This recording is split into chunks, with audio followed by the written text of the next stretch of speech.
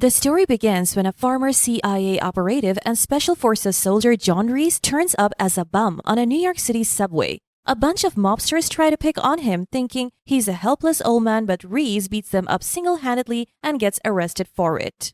Down at the station, Detective Carter sees the footage and immediately recognizes him as former Special Forces like her. However, Reese refuses to tell her anything about him. A lawyer appears to get Reese out of jail, but it turns out some men were paid to get him out. Reese meets their employer, who is a cripple named Finch, who seems to know everything about Reese. Finch tells Reese he has a list of people who are about to be involved in bad situations and offers Reese a job to help them. He points out the first person on the list, who is Diane Hansen, a defense attorney, but he has no idea what's going to happen or what her role in it is. After hearing this, Reese refuses the offer and walks away. That night, Reese dreams about his ex, Jessica, who was the love of his life. The next morning, Reese wakes up tied to a bed as Finch informs him he's about to listen to someone get murdered. Reese immediately breaks out of the zip tie and rushes to the next room, only to find Finch with a recording of a murder that happened 3 years ago. Finch reminds Reese that he was also too late to save Jessica and once again offers him a chance to be there in time to save somebody else. Reese accepts and they begin gathering as much information on Diane as they can. Finch shows Reese to his hideout, where he discovers the list of social security numbers that led to violent crimes. Reese asks for the source of the information, but Finch refuses to reveal it. The next day, Reese begins to follow Diane and observe her at her work. There, he sees her with a guy named Wheeler, an ex-convict who could possibly have a motive to target her. He decides to look into an ex-convict Diane and Wheeler prosecuted together, but after searching his apartment, he figures the man has turned his life around. Just then, Finch tells Reese that Diane is meeting with one of her clients named Pope. It was here that Reese discovered Pope had been framed for a murder, so he had to find out who the real killer was. Reese decides to track down Pope's brother to ask him what he knows, but the young boy thinks he wants to hurt him and manages to escape. Later that night, Finch tells Reese that the bad guys have taken the young boy hostage, so Reese disguises himself in a mask and intercepts the car to save the boy's life. However, it was then that he discovered the police were somehow involved. After this, Reese insisted Finch tell him the source of his information, so Finch explained that after the 9/11 incident, he was hired by the government to build a system that could identify potential terrorist attempts. However, the system could also detect lesser crimes that were deemed irrelevant, which is the list that Finch now has. After this, Reese and Finch figure the real criminals are trying to cover their tracks by taking out anyone involved, so when Diane gets a call to meet some shady men, Reese rushes to save her. However, it turns out that Diane was actually their ringleader, so she orders one of the dirty cops to take care of him. When a cop named Lionel tries to get rid of him, Reese escapes and leaves Lionel alive because he will need his help in the future. Reese then rushes to save Wheeler from being taken out by Diane's men, who are trying to pin it on the ex-convict. Reese takes the dirty cops out and sneaks a recording of Diane's crimes into the courtroom to oust her.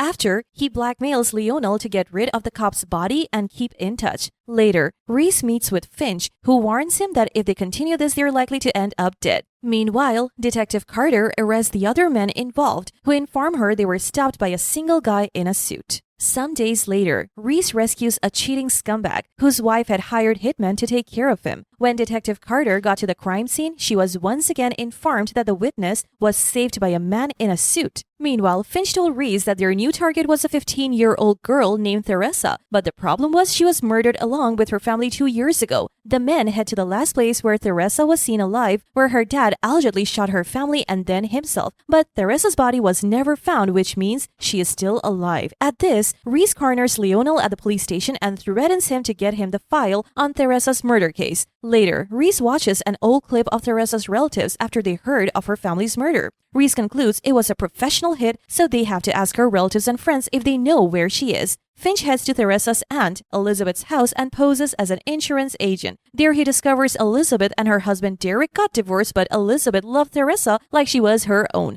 Meanwhile, Detective Carter tries to look into Reese's files, but every file she pulls ends up redacted. At the same time, Reese tracks down one of Theresa's friends and asks if he's seen Theresa. The boy claims she's dead, but after tapping his phone, he discovers Theresa was in the park with them. Reese tries to get to her, but she cuts him and slips away. Later, Reese appears at Finch's workplace and discovers he's working for a company he owns. Finch tells Reese they need to look into Derek while Reese plans to find the hitman who carried out the murders. With Leonel's help, Reese finds the source of contract killings in the city and is able to track the killer to a man behind bars. The killer explained that he left Theresa alive because he doesn't kill kids, but the person who hired him never used names and only paid cash. After, Finch tells Reese that Theresa's dad was involved with a real estate company named Landell, so Reese stakes it out and discovers Derek is still doing business with them. Finch tells Reese the men will have to wait since he's tracked Theresa down to a close-by laundromat. Reese goes to grab Theresa when a hitman shows up to take her out. Reese struggles with him and manages to shoot him, earning Theresa's trust. They head to a secure hotel where Finch meets them, so Reese tells Theresa to wait with him while he takes out the bad guys. After Reese tracks down Derek and accuses him of getting his brother killed, Derek explains that he didn't mean for anyone to get hurt and it was Landell who was forcing him to get the money from his brother's land. However, since Theresa's still alive, she's the legal heir to the land and the reason why she is still being targeted. Back at the hotel, Finch tells Theresa how much Elizabeth misses him and suggests she reach out. So Theresa calls Elizabeth, causing the hitman to wiretap the call and trace Theresa's location. Meanwhile, Derek crashes a truck into the car of the Landell executives and threatens them to call the hit off, but the man tells him that it's already too late. At this, Reese calls Finch to warn him that the hitman is on his way to him. Finch and Theresa try to leave the building, but it's already too late, so they try and hide instead. The hitman eventually finds them and tries to shoot when Reese shows up in time and takes him out for good. That night, Detective Carter gets a call from Reese suggesting they meet, but when she goes to the meetup spot, Theresa's the only one there. Theresa pretends not to remember the man who helped her, but when she sees Elizabeth, she goes to reunite with her. After, Reese returns to Finch's workplace and finds out he's been fired. Finch then calls Reese and tells him to wait only for his calls. The next day, Reese heads to the hideout where Finch tells him their new target is Joey, a soldier who just got back from Afghanistan and even earned a Purple Heart. Reese takes a special interest in him and begins to watch him. He discovers Joey has a loyal girlfriend who waited for him for 6 years and every other part of his life seems boring. That's until he follows him into a bank and Joey joins a group of masked men to rob it. One of the security guards plans to intervene, but Reese warns him not to, while the robbers manage to finish the jobs in 60 seconds.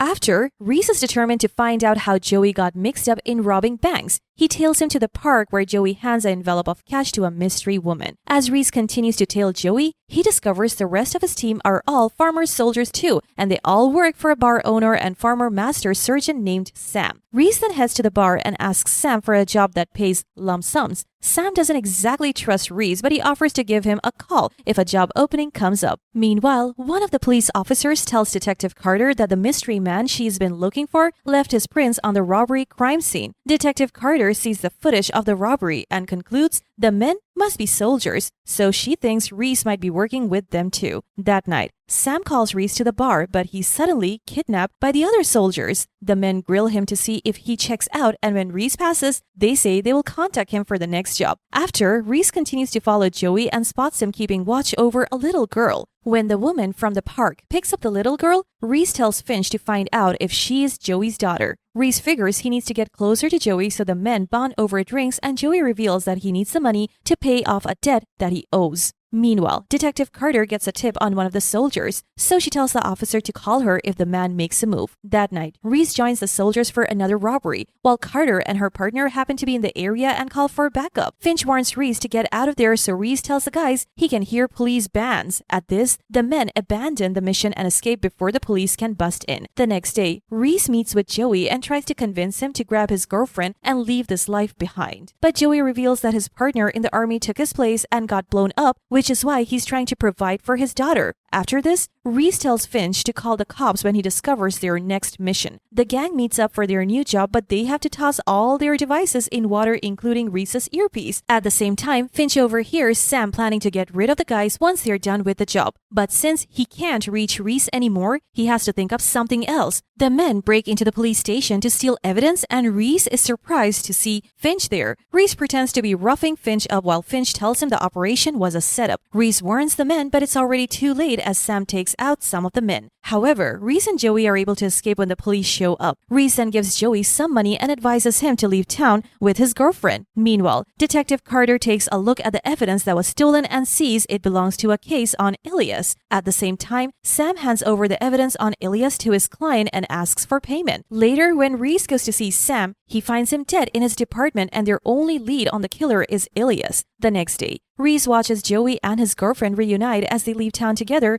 which triggers some memories of Jessica. After separating for a number of years, Jessica told Reese she had moved on with a new fiancé since Reese thought it would be better if he were alone. However, Jessica encouraged him to be brave and asked her to wait for him, and she would. Unfortunately, Reese couldn't say those words and Jessica walked off disappointed. Back in the present, Finch and Reese track down their next target called Megan Tillman, who works as a doctor. Reese follows her back from work and notices her bump into a guy on the sidewalk who checks her out. Later that night, Megan heads to the bar for some fun and Reese notices the same guy from the sidewalk again. Reese swipes his wallet and discovers the man is named Andrew and he's carried around roofies. After this, they conclude that they aren't the only ones following Megan. Reese looks into Andrew and discovers a string of accusations of stalking, sexual assault, and harassment. So he figures Megan must be his new victim. Meanwhile, Detective Carter reviews footage of the recent break-in and notices Finch saying something to Reese, so she plans to track him down and question him.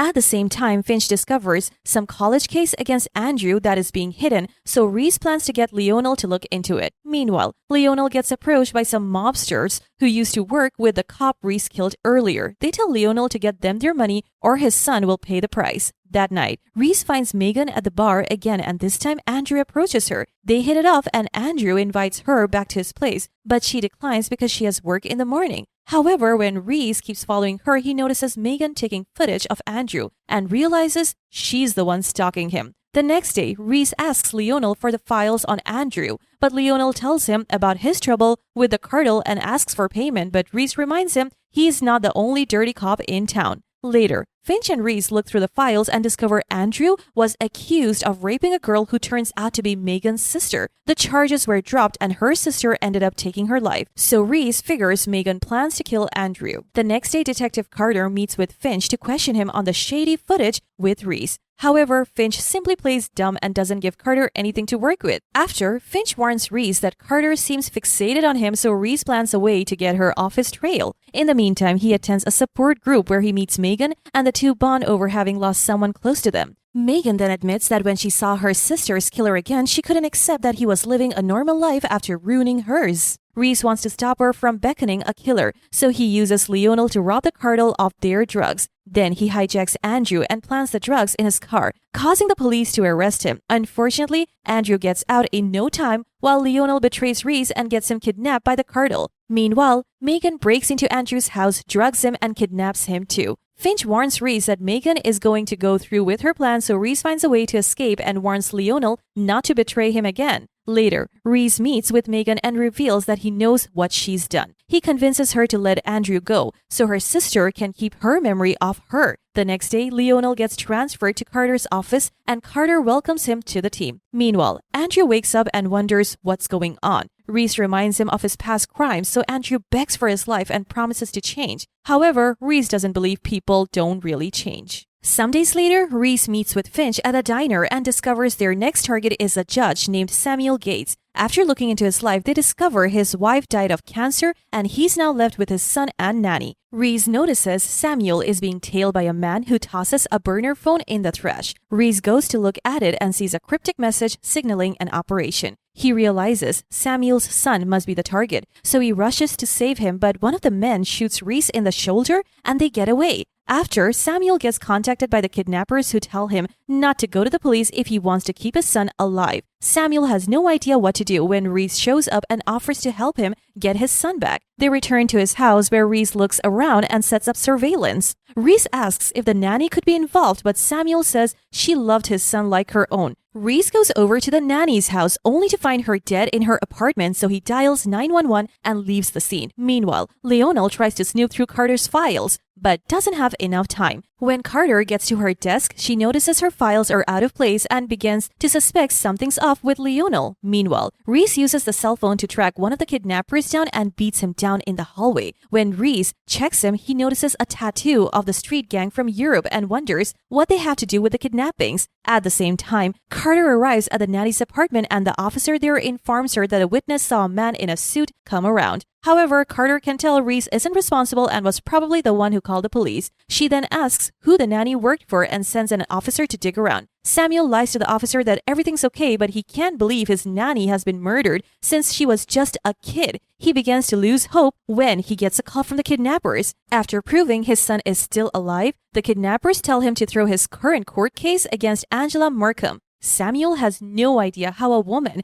who's on trial for a hit-and-run case is involved with his son's kidnapping, but Reese tells him to cooperate with the kidnappers for now. Reese then goes off and tries to figure out what connection Angela has with the street gang. Samuel finds a way to stall the court session and adjourns it to another time, but the kidnappers call and tell him his son is in danger if he keeps stalling. Later, Finch tails Angela and listens in on her conversations while Reese tracks down the building the street gang uses to hide their money. Reese brings the money to Finch and suggests they use the money as a bargaining chip. However, Finch has discovered something even bigger. It turns out that Angela works for a company that can spot money laundering. So she helps to turn off the system whenever gangs and cartels want to move dirty money. Finch infiltrates the company to find a list of the companies on their payroll. Finch then looks through the list of the companies but struggles to find the one they're looking for. However, Reese receives a tip from Lionel about a shady corporation, and it turns out to be the same one they're looking for. He finds an address linked to the company not far from where Samuel lives, so Reese rushes to check it out. However, when he reaches the address, Samuel's son is nowhere to be found. Back in the courthouse, Samuel cooperates with the kidnappers and lets Angela go free. But before she can walk away, Reese grabs her.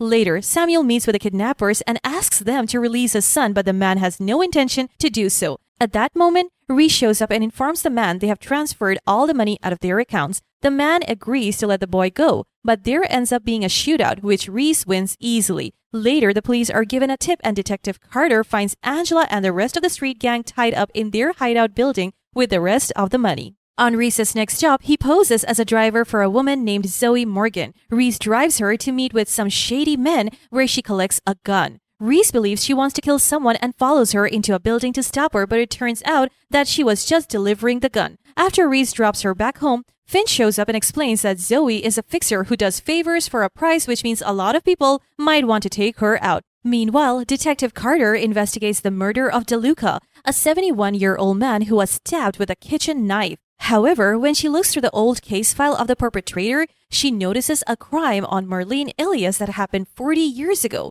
She remembers the evidence that was stolen the other day and realizes Marlene Ilias was also stabbed with a kitchen knife. Meanwhile, Zoe meets with a new client who asks her to retrieve a confidential recording. She agrees not to listen to what's inside and meets with a man who sells the recording to her. In the meantime, Carter meets with Detective Sully, who knows about the Ilias case. Sully explains that DeLuca had an affair with Marlene 40 years ago, and when she asked him to leave his wife, he hired someone to silence her. However, the most disturbing part was the kid who found his mother and walked all the way to the station barefoot. The kid happened to be their son, but he went into the system after his mother's death. Meanwhile, Zoe returns to her clients and delivers the recording. But things go south when the men try to force her to come with them. Reese intervenes and saves her, and they manage to escape together. Reese comes clean that he isn't exactly her driver, so Zoe checks the copy of the recording she made to see what was on it, but they can barely make anything out. Later, Reese gets the recording to Finch, who's able to link the voice to a former employee of a pharmaceutical company who is now